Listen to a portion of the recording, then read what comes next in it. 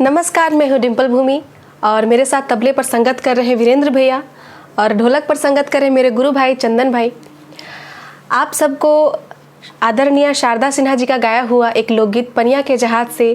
प्रयास कर रही हूँ सुनाने का। अगर आप लोगों को ये लोकगीत अच्छा लगे तो मेरे इस चैनल डिम्पल भूमि को ज़रूर सब्सक्राइब कर लें। आइए सुनते हैं।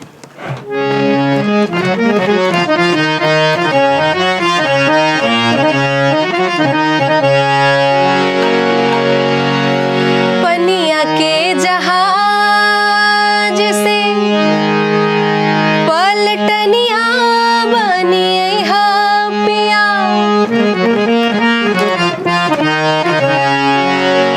पनिया के जहाज से पलटनिया बनिए हा पिया, पनिया के जहाज से पनिया के जहाज से पलटनिया बनिए हा पिया, ले ले अइहा हो, ले ले अइहा हो पिया सिंदूर बंगाल के, ले ले अइहा हो पिया सिंदूर बंगाल से, सिंदूर बंगाल से हो, सिंदूर बंगाल से, अरे ले ले अइहा हो पिया सिंदूर बंगाल से, ले ले अइहा हो पिया सिंदूर बंगाल से।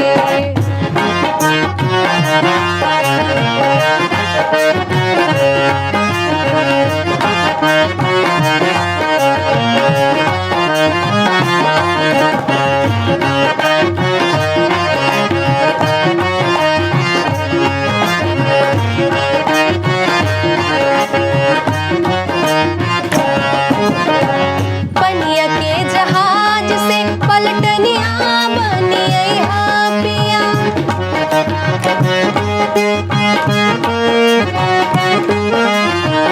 पनिया के जहाज से पलटनिया बनिए हा पिया, पनिया के जहाज से, पनिया के जहाज से पलटनिया बनिए हा पिया,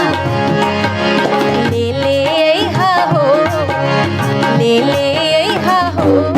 पिया टीका राजस्थान के, ले ले अइहा हो पिया टीका राजस्थान के, टीका राजस्थान के हो, टीका राजस्थान के, और ले ले अइहा हो पिया टीका राजस्थान के, ले ले अइहा हो पिया टीका राजस्थान के।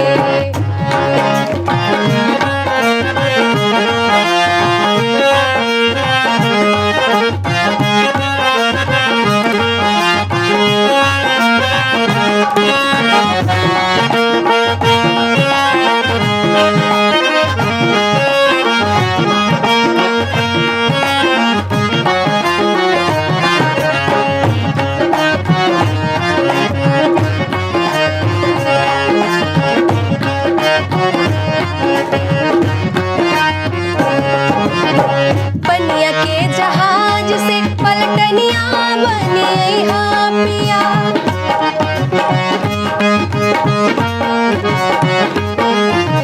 पनिया के जहाज से पलटनिया बनिए हा पिया, पनिया के जहाज से,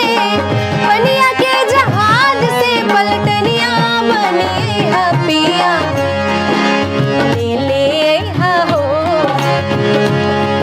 अरे ले ले अइहा हो पिया नथिया बिहार के, ले ले अइहा हो पिया नथिया बिहार के, नथिया बिहार के हो, नथिया बिहार के, अरे ले ले अइहा हो पिया नथिया बिहार के, ले ले अइहा हो पिया नथिया बिहार के।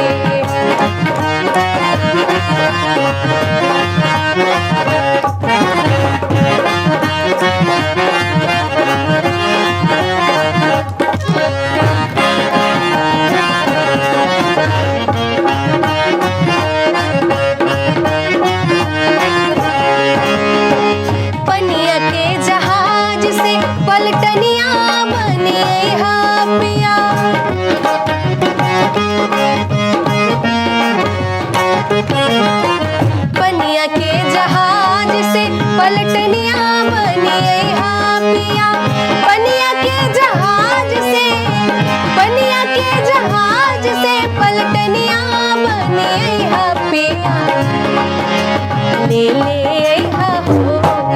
अरे ले अइहा हो पिया झुमका पंजाब के, ले अइहा हो पिया झुमका पंजाब के, झुमका पंजाब के हो,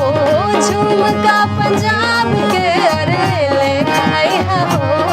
पिया झुमका पंजाब के, ले अइहा हो पिया झुमका पंजाब के, ले अइहा हो पिया सिंदूर बंगाल से, ले अइहा हो